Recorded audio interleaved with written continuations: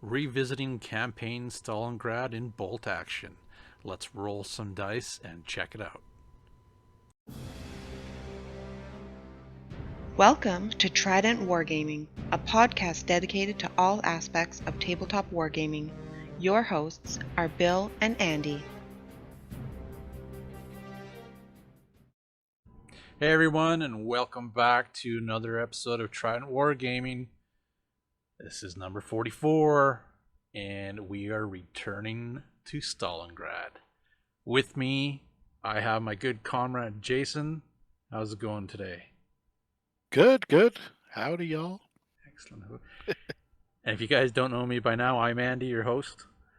So, welcome to the show, everybody. Very excited to do this today with Jason, as we've been talking about a return to the Stalingrad Campaign Book for a while now. Yep. And the whole aspect of this episode is pretty much kind of what we've been talking about, and our plans of continuing to go through the campaign book and just rolling some dice and seeing what these scenarios are like. So, but first, as always, a little bit of a hobby highlight. What's new with you, Jason? Well, working on some French Napoleonic 28 mil from Perry Brother and a whole buttload of Soviets. No surprise, I suppose. I hear that. I Yeah. got those on the back burner too. Yeah, lots of Soviets and winter gear. Ah, very nice. Very nice. See, it's funny you're doing the opposite. Like, I'm almost done my winter German forces. Yeah. And then I'm going to be going to like the regular kind of Blitzkrieg uniform Germans to tie in with the actual campaign book as well, right? Nice. So, that's pretty cool. Other things on the docket for myself are just some other systems, the usual. Sweet. So, getting ready for a tournament in end of January for one of the other systems, the Heresy system. So, I'm sure you'll see pictures of that stuff, and you should get some pictures of your stuff too there, Jason, just to Yeah, I could show off. They won't be close-ups. Yeah. The 4-foot rule. Yeah, exactly. And I'm plugging away at the pile of shame. It's all good. I don't want to work too hard because, if you ever finish your last model, you die instantly. Oh, I guess I'm not dying for a while. Yeah. I'm going to live forever. Yeah. Oh, good stuff. Good stuff. So, returning to Stalingrad, the campaign book. It's probably going to be one of my favorite books, to be honest. Yeah. Yeah. And to be fair, I mean, all of the books, especially the campaign books of the second edition, are really good. Like lots of scenarios, lots of, part of it comes off like an Osprey, book, a history book or whatever. Mm-hmm. And then, the scenarios, the theater list, which are always fun. It's really quite narrative if you read through the scenarios, tying it all together, new units. And I like that they kind of compile in the end or near the end of every one of these books, compile all the kind of special rules that might be applicable for that kind of setting. A reference. But they're in the end of each of the books, which sounds like maybe it's overkill. They're reprinting previously done IP, but the reality is maybe you don't own every single campaign book like I do or Andy does. Yeah. So right at the back of any of them, you have a whole bunch, minefields, digging in, how rubble works, snow, all that stuff. snow, mud. Like there's a bunch of fun rules you can just throw into, a rando game. Yeah, for sure. Sure. But this one, for sure. I mean, it's quite cinematic. I mean, everybody who knows anything about World War II could probably, this would be one of the battles they could list. Mm-hmm. Everybody knows something about it, and it just really calls to mind the cinematic aspects of the game of bolt action, which I really draws me in. So this book I think is a favorite for sure. Oh yeah, and like it's 176 pages, and Yeah, the pictures and the maps and just the way it's set up is really really nicely done, and even the campaign rules at the back of it as well. Um, it's quite well done. So yeah, definitely will be taking advantage and using that stuff from this book and comparing it and also playing it and using it for future events, of course. But yeah, ultimately it's well done, and yeah, the maps, like, they're so detailed. you know, yeah. they have the battle lines and everything. Like it's awesome. And something special too about this book is the campaign rules they have at the end of it. Yeah, They have a campaign that you can run that's like fairly a simple. campaign tracker. Yeah, Yeah, a really simple and fun idea, easy to pull off with a gaming club or a bunch of pals. So exactly. yeah, I'm pretty stoked on it. Yeah, I know for sure. It's quite the glorious book.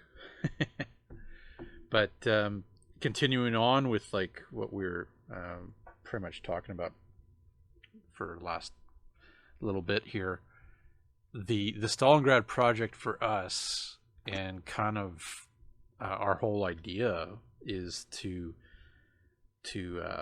go through each scenario and play.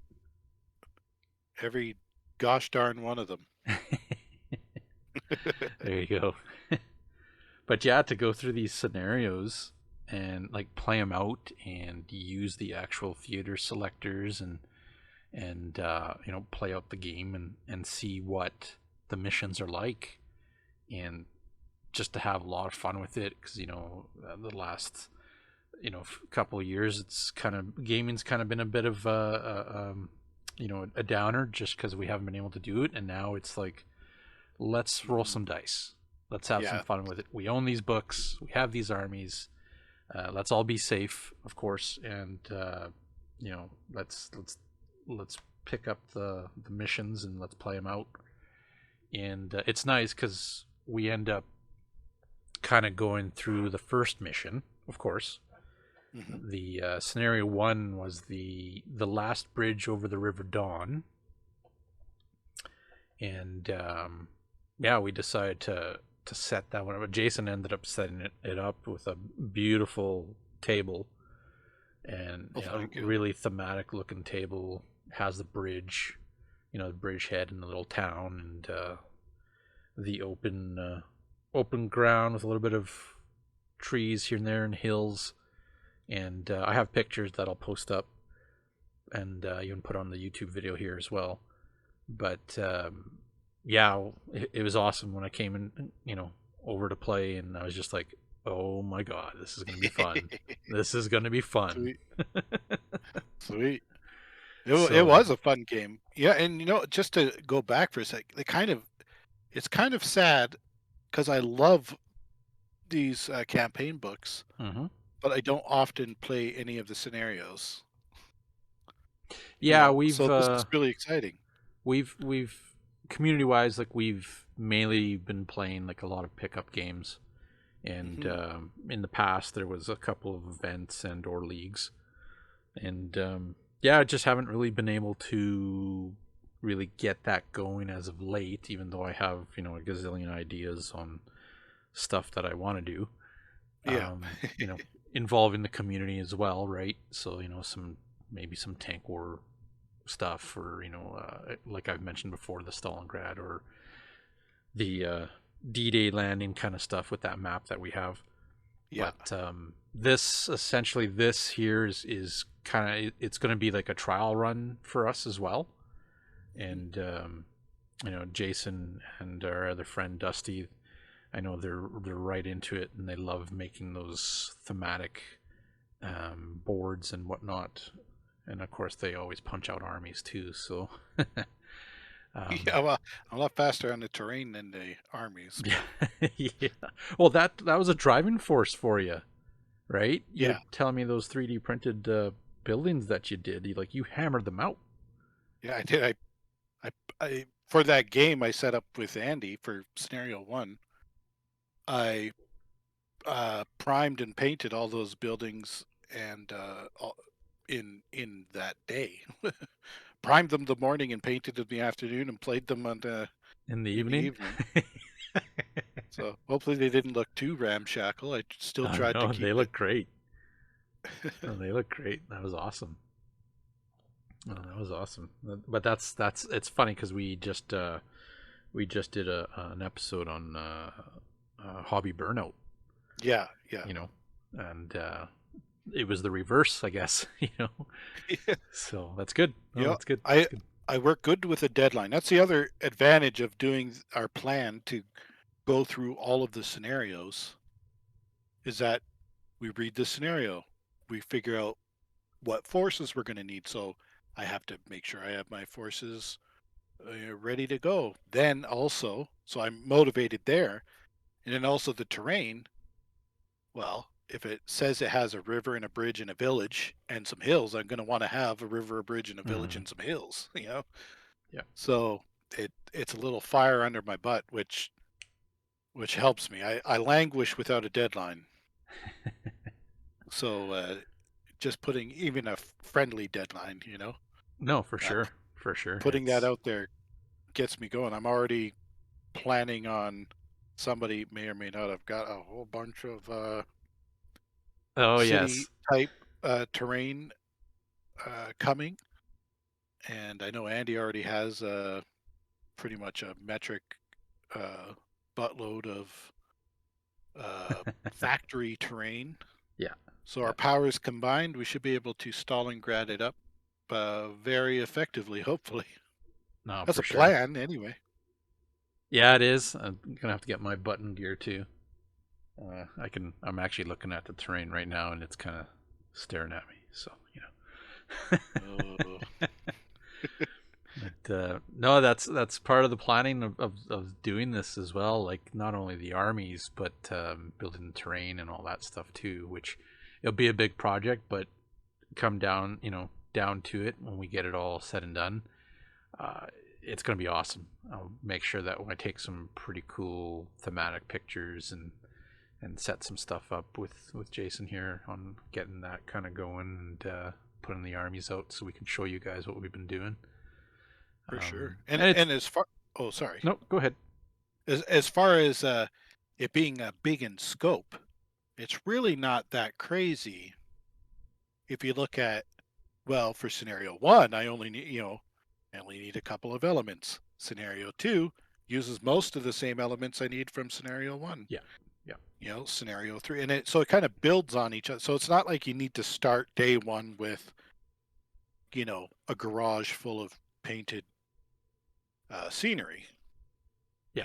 You get to build up to working through the book, and then by the time you're on the last scenario, or halfway through, you're already using stuff you have done from other scenarios. You're just combining it in different ways.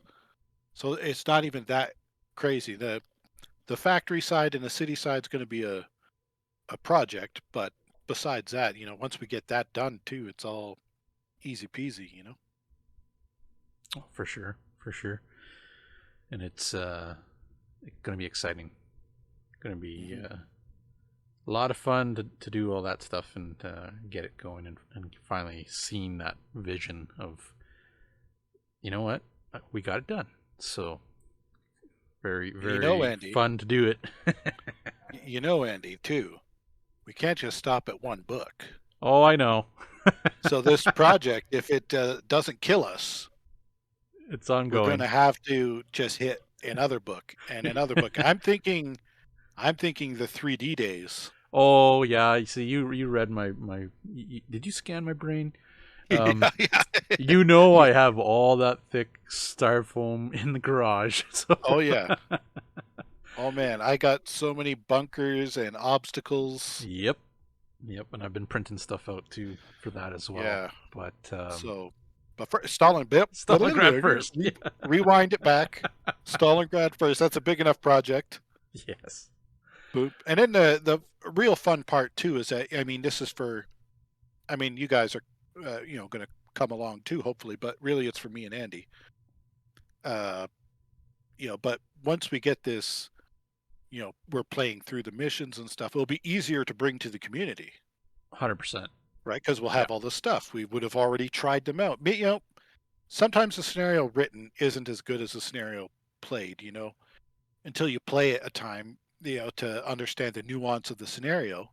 Yeah. So it makes it easier to pass it on, to bring it out to other people, other knuckleheads that aren't so, I don't want to say dumb, brave as us to to take this all on. But boy, awesome. We're just fanatics, that's all. But yeah, going forward with like just the whole aspect of it. So the first scenario, the last bridge over the River Dawn. Jason was playing as the Soviets, and I was playing as the German forces. And we had actually built our armies. I actually didn't use that theater selector, so yeah, I was kind of cheating, but we just kind of happened to like, hey, do you want to play one of these scenarios? Yeah, sure, let's do it, right?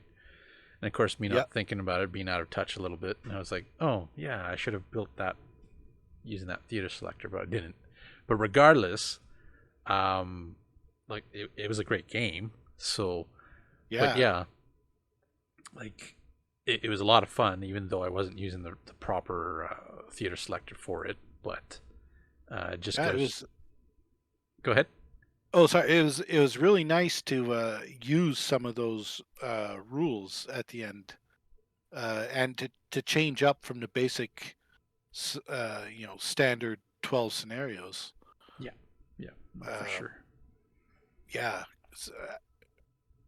I don't know if you want to give a quick rundown on what that scenario was, or. Yeah, so I'll do a little bit of a breakdown of the actual scenario, like Jason was mentioning here. So first off, the theater selectors that they mentioned to use, the Soviet one is the Don Volga from this campaign book, and then the German one is the Gates of Stalingrad. And I'll let you guys check that out. I'm not going to go over those, but just briefly, you don't have access to like all the equipment out of the actual Germany book. So definitely look through those and see their benefits and strengths, and just kind of plan out your army, of course, as you are kind of going through these, because you end up using the same theater selectors on the next mission, which we'll talk about later. So you get to plan out your army pretty much, right? Mm-hmm. But yeah, so pretty much this first scenario. Pretty much the 6th Army is shot of the Soviet line, is racing to capture the bridge behind the masses of retreating Soviet forces. So the setup was on a 6x4, and what ended up happening was the bridge was like 3/4 down the actual table, and we were playing lengthwise, right? And Jason had a couple of units on the shorter side of the bridge, which was where he would need to get the rest of his troops, which came from the opposite side. Believe me when I say Jason had fully used up his deployment zone with the amount of massed infantries that he had, and all these little small teams as well. The unwashed masses were many.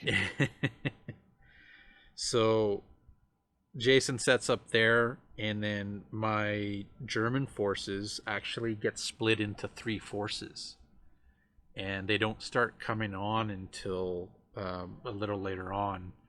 So my first force comes on, and I could come from either flank of Jason's army from that side, except I can't deploy pretty much on the farther side of the bridge area. So so you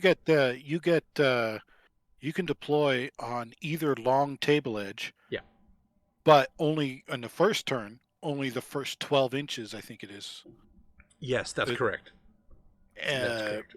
12 inches from the side that I'm allowed to start on. So you can start right next to me, baby. You just walk on the table and start blasting away.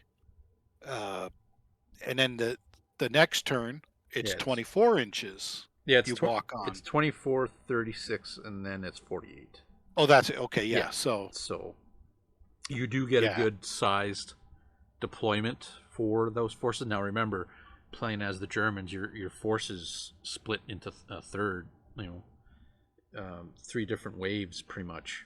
So you really do got to kind of plan what you're bringing in, as I found out on some of the deployments either did really well or they got taken out pretty quick.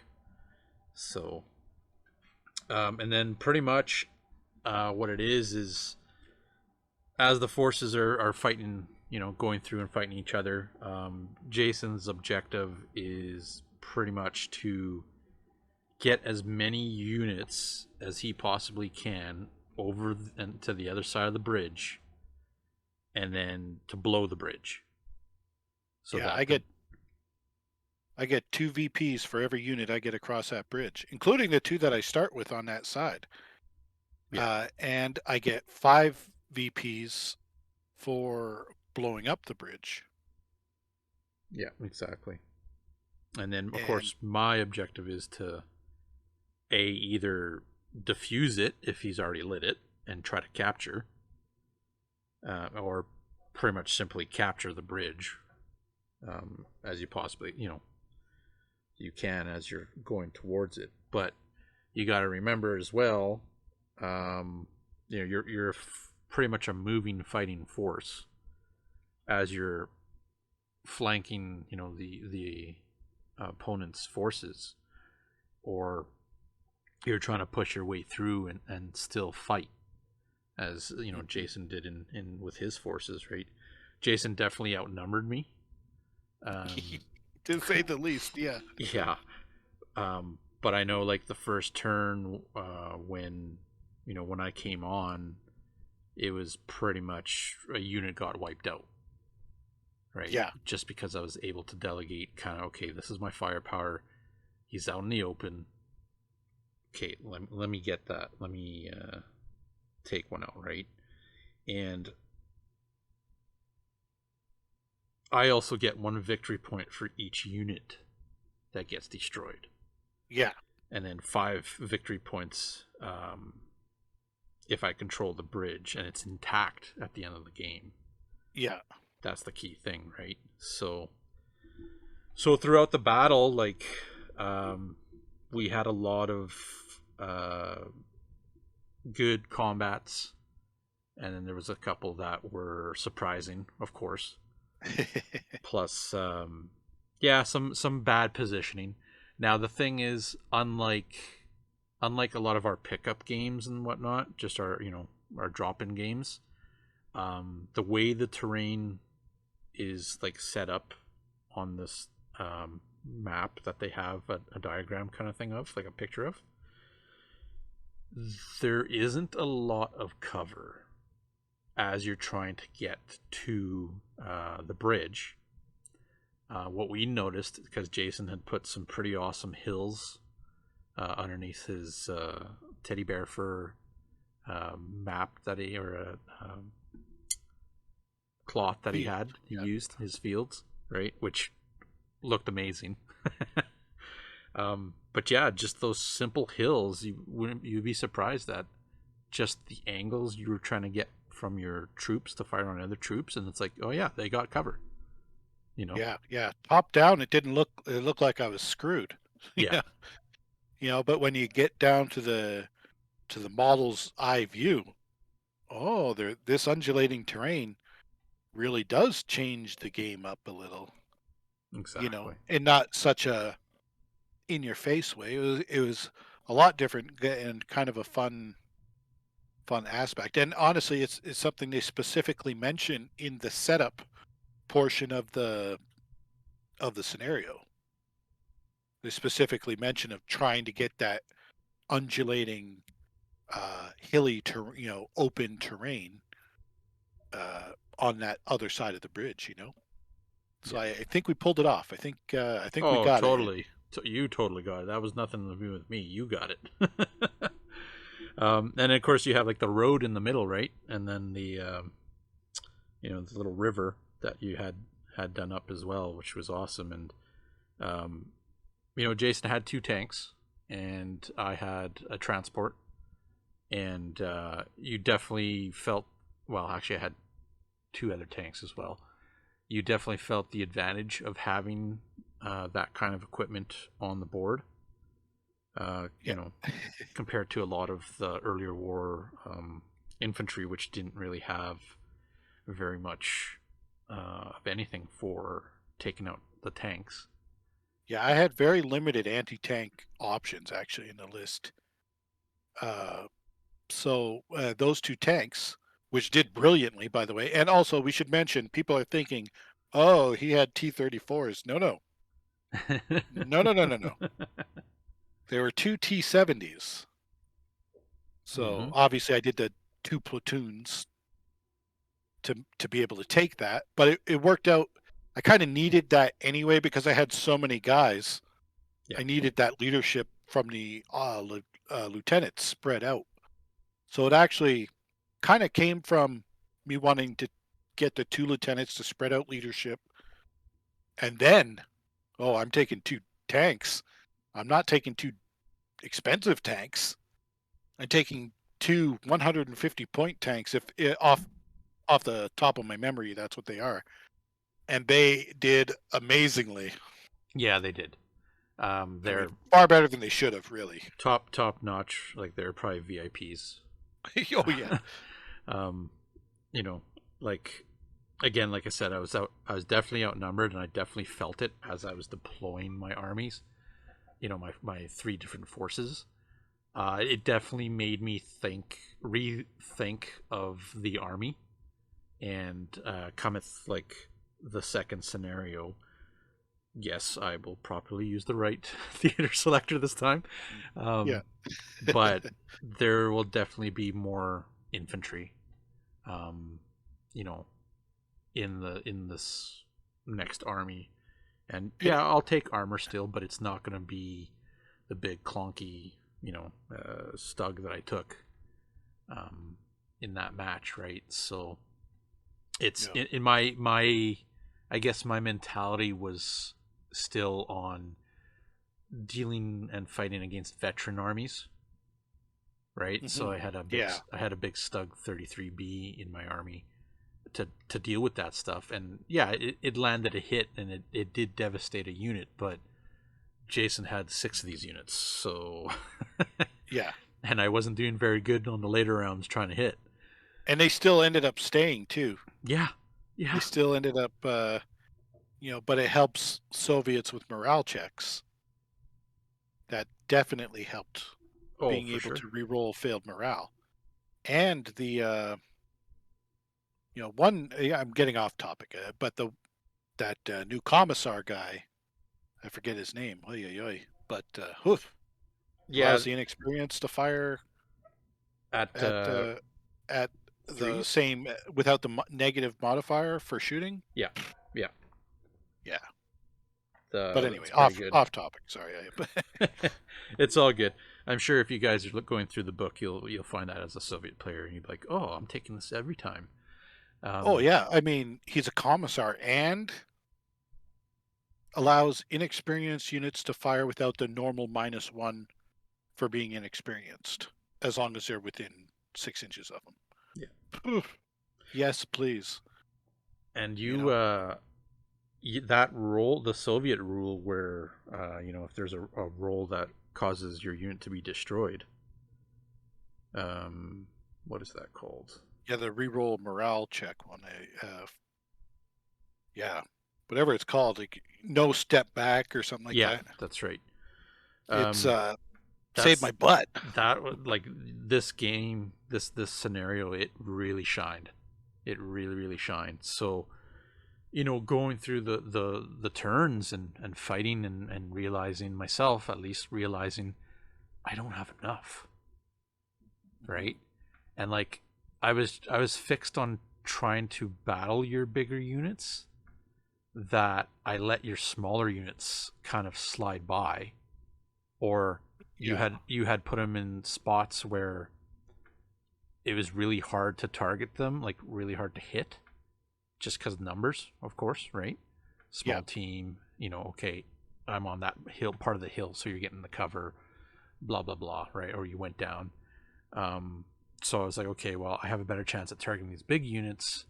They're going to cause me problems later down the road, but at the same time, I'm letting your little units get through, and they're worth points for. My mortar team, which costs 30 points, my light mortar, he scores 2 victory points just like everybody else. Yeah. So yeah, but I mean, this is me pretending like I had some grand strategy. I had a lot of luck too to pull out a victory on this one. But so let's talk about that luck a little bit. Okay. I've missed quite a few times with my Stugs. I had some flank shots on you, on your tanks there with the other Stug that I had with the anti-tank cannon on it. Yeah, you whiffed with that thing. I did, and I cried a little bit. I was hurt. I was cut, And then Jason has happened to zoom across with his sound effects in every game, across the bridge, and position himself where he started getting flank shots on me. Yeah. And I was beside myself when he was taking out my tanks with his little tanks. Yeah.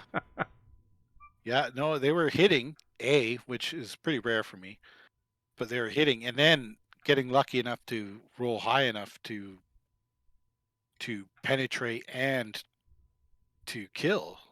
Yes, because I think on both tanks you actually penned and then like on fire or destroyed. It was I got one shot on your Stug 33B that stunned it, which saved me for a turn. And then I was able to take out your other Stug, your I forget which variant you had. The H maybe, I can't remember. Yeah, I had an anti-tank. I think it had like a, I don't know if it was a medium anti-tank gun on it or not, but anyways, it was got the flank shot on that guy, and then got a flank shot on your 33B and ended up taking him out. Yeah. But not before he pretty much wiped out a squad. That is true. He did that earlier in the game. But that's we flog this idea to death about the expensive tanks. Are they ever worth it? They are definitely for fun factor. But and my mentality was against veterans, right? So it is just a veteran destroyer. Yeah. Yeah, and to be fair, it's an inexperienced destroyer too. It just doesn't matter as much when my 100-point unit goes down. That is true. That's true. But at the same token, on the other flank, because my third force came in, and I had my flamethrower team, I had a regular here infantry squad with an SMG and LMG come out. My commander came out, my lieutenant, and then I had my armored transport there came out as well, and it was at a point where it was like, ooh, this is critical. I need to do something here. dropped my flamethrower out. He had a nice clear shot. He was close enough. I was able to deploy him close enough. This big, juicy Soviet infantry squad was going to just get burnt. And I missed. Oh, yeah. I missed. Yeah. Oh, I was so lucky. Yeah. So I was so lucky. It happened. It sucked, unfortunately. That wasn't the worst part, though. The next turn, I was hoping for that dice roll, the draw. I was hoping for the gray to come out, because it would have been a U-Men snap to action, and it would have been 3 of my units activating and actually putting some punishment on Jason's forces, and I was denied that. So that flank got overrun and crushed. Yeah. Eventually. I mean, to be fair, I mean, if it had worked, it would have been, you just would have murdered me. Yeah, it would have been opposite, right? Like it was either you're gonna do it or I'm gonna do it. Yeah. So. But I was that would have killed me. But it was I had 30 guys there. Yeah. So I'm pumping a lot of shots. Yeah, lieutenants and the commissar was in the vicinity too. The lieutenant, the commissar, and 30 dudes. Yeah. Just to show you how many guys I had on a table. Yeah, that was just the one flag. I was funneling those little units right up the middle, right to that bridge. On the road, just booking it like that. The whole time. And those big units, which really that's 5, I guess that was 5 units. I ended up getting the officer across. The commissar stayed. But though at that time there was 5 units stuck in there. Yeah. Shielding that flank. And I think too that one of the things that saved me is that sniper I had on the I started with the sniper and the anti-tank gun on the other side of the bridge. I was allowed to start with 2 units in that village. So that's who I put there. So that sniper was missing, and then it ended up killing your sniper, and I think he might have killed a machine gun too or something. And the anti-tank gun didn't actually kill anything, but what it did was force Andy you put all his armor on one side. And even that last move, I think you would have been served better by racing to the bridge with your Hanomag and getting those guys out and flamethrowing the guys that were hoofing it across the bridge. Yeah, and that's where I think you're a little afraid of that anti-tank gun because you would have had to go right in front of him, and I had that guy in ambush. I mean, the whole game, pretty much. Yeah. Yeah, and it was like in looking at it again, I probably should have just kept deploying on the initial side that I was on, and just pushed to the bridgehead and cut you off, right? Yeah. And that way, MMG teams and stuff that I had positioned all the way at the back, which didn't really help me, where in hindsight, like talking about, as we talked about earlier, taking a bit more like infantry squads to deal, with these battles would have been a lot more helpful, right? Because I only had 2 infantry squads in that battle. And then the 2 machine guns, the mortar team, the tanks, the characters, and then some small teams, right? But like, thinking about it, if I was to push and like angle and cut you off, I'd still be engaged with you, but I'd still be able to get maybe some units, going across the bridge and possibly either taking it or trying to disarm it, because by that time you probably were already there.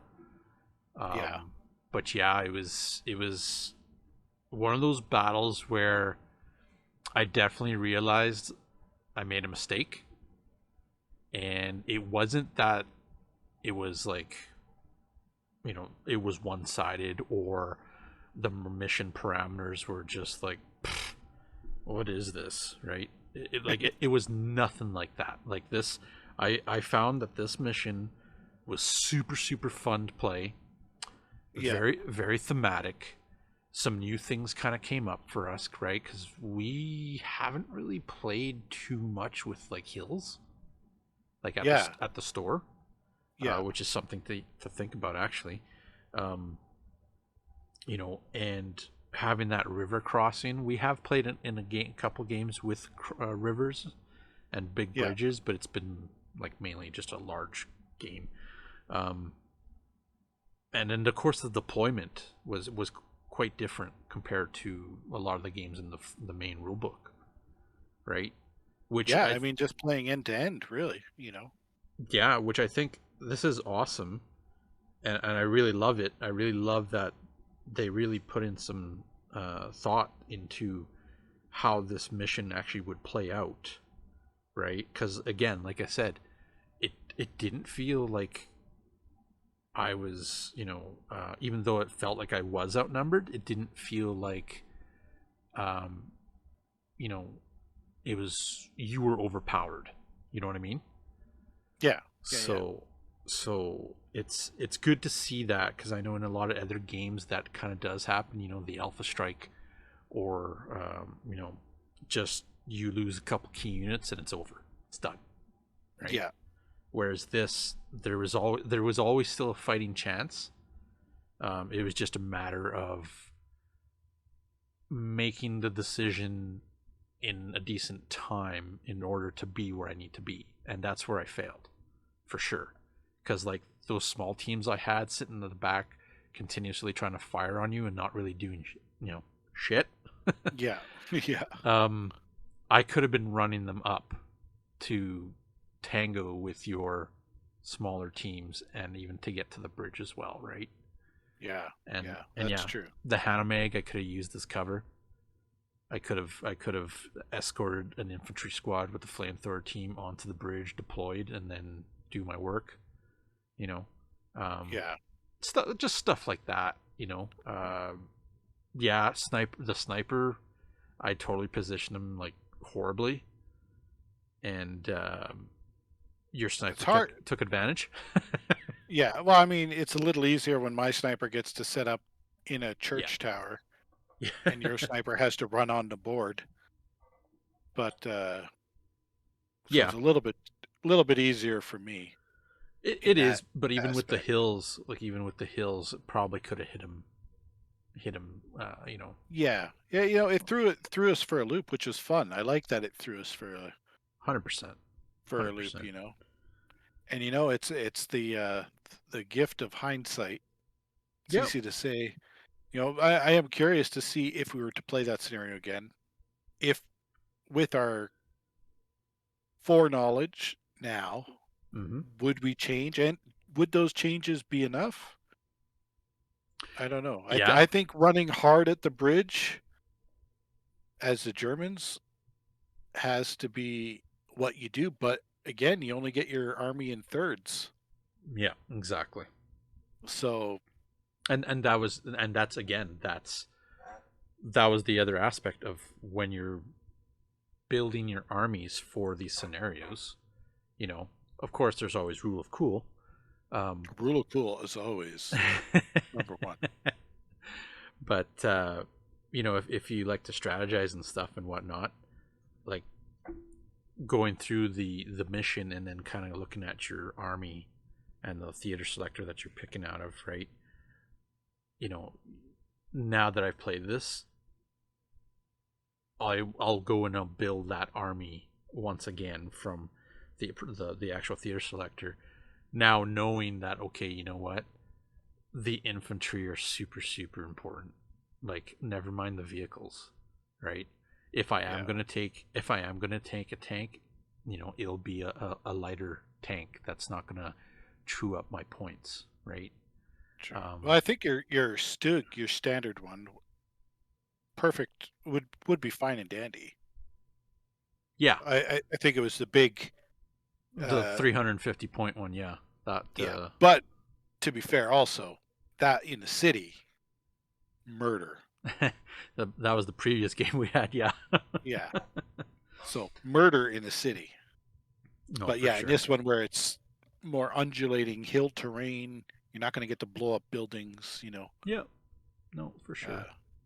Yeah. But I mean, regardless of it, like learning how the scenario played and you know, just all the new stuff that came up for us, like the experience for us was super fun.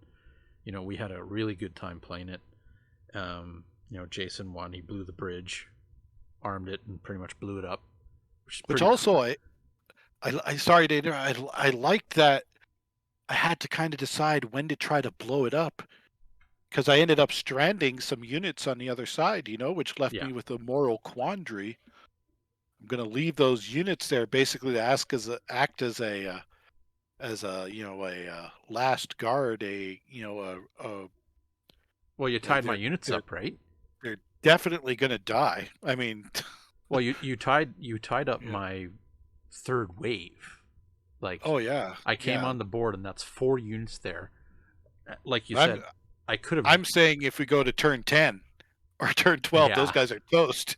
Yeah. You know, I won the scenario, but sadly, those I liked that little narrative aspect that I had to decide when to try to blow the bridge, because you know I could have popped, you know, just a couple of guys across the bridge and blown it up, you know, to prevent you from getting those 5 points and hope that you weren't able to kill the rest of my army by the end of the game. You know, I ended up keeping it quite late. It blew up in the last turn. Yeah, it did. It did, and it was which could have been risky too, because it's not guaranteed that it blows up. You light it, and then you roll a dice, and it might blow up that turn, or it might delay to the next turn, and then you roll again to see what happens. It's what 1 to 4. It's still burning, and then in the next turn you roll again, but there's like a +1, or a +2, something like that. And then, you know, subsequent turns, you get that bonus. Eventually, it's going to blow up for sure. Yeah, and on a 5/6, it goes off. Yeah, so I ended up getting a 6 on the first time I tried it, so it blew up right away. Thank goodness, because I, you know, got those points too. But I really liked anyway. I liked that narrative aspect. It pulled me into the game. It made me kind of think a little bit more like the commander instead of, you know, Jason playing the game the overseer with Andy. You know, yeah. You know, not this. So I kind of felt for it. Like I literally in my head was, oh no, but those guys aren't going to get across the. Wait a minute, this is a pretend game. Those are miniatures. It's okay. So, and the cool thing about this too, the thematic part of it, of the charges, is, you know, me being the Germans playing, like I had a chance to diffuse the charge. But the cool thing is, and this is where building your army comes into play, engineer units such as pioneers, they actually get a bonus to their roll once they, you know, so it's, you know, emphasizing that these were the guys that went in and dealt with this kind of stuff or set this kind of stuff up, you know. Yeah, I liked the fact, you know, because the engineers, a lot of people take them only because they get certain weapon options. Yes. And almost nobody pays any points for or uses any of their other rules. So they have in all these books, they have all sorts of, you know, various pieces of equipment you can use that you never do. They're not really useful in a standard scenario. So it's kind of nice. Like, yeah, engineers in that scenario seems pretty useful, actually. You know? Yep. No, for sure. And that's what the game's all about. Bolt action. And I keep hammering this into anybody who talks to me about the game, or, you know, with the buddies. Like, this game, that's the difference between bolt action and some other games that are out there, right? Is there is one, it's you know, it's based off of our history, but 2, there's such thematic and story you know, driven telling battles, and just the emphasis on these scenarios and the units and the forces that are used, theaters, just set up, and even down to terrain. Like, that's one big thing that has drawn me to this game, and ultimately, like, it is one of my favorites, and I'm so glad that I jumped in hardcore into it, and I still have that fire for the game. You know what I mean? Yeah, I mean, it's going to bankrupt me, but we'll just pool our resources. yeah. I do love it. It is a great game. Lots of great mechanics, and I like that it's complex but simple. Yeah. Yeah. You know, Still a it game. really is still just a game. It's not a simulation. No. But I like that I can, sit back, relax, but then you get pulled into it, especially at cinematic points, Mm-hmm. It's like that spring assault that I had you guys run there.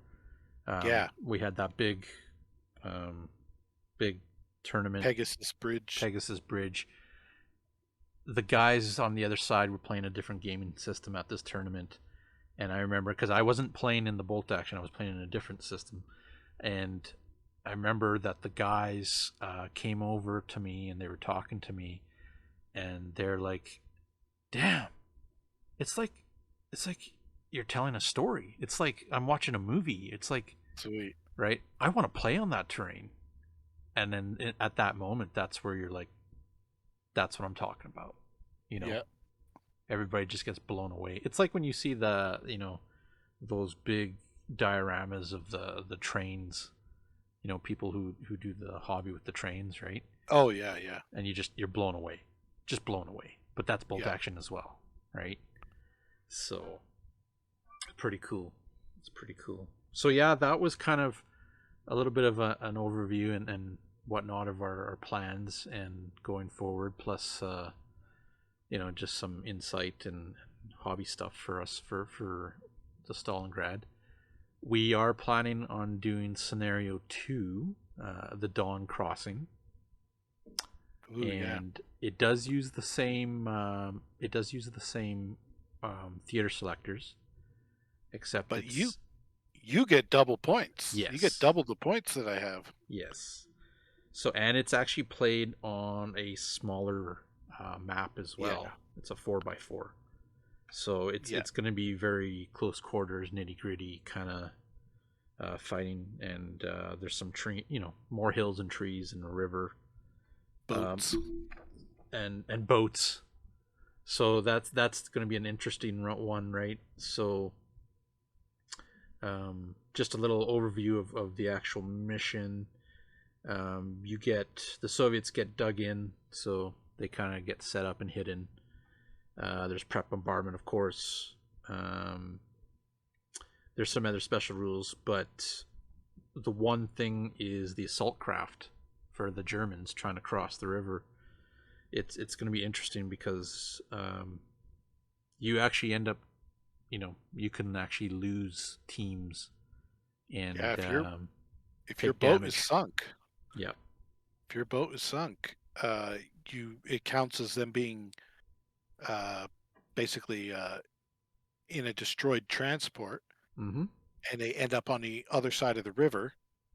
Yeah. But they take any casualties from the transport being destroyed. But if you get your boat sunk with any artillery or MMG actually, or any of those weapons, they're lost. Yeah. The equipment's lost below the river, and so they're out. So that'll make it tricky for you to. What are you going to take? Are you going to just not take that stuff, or are you going to take it and just kind of leave it on the other side of the river in support? Some suppressive fire, yeah.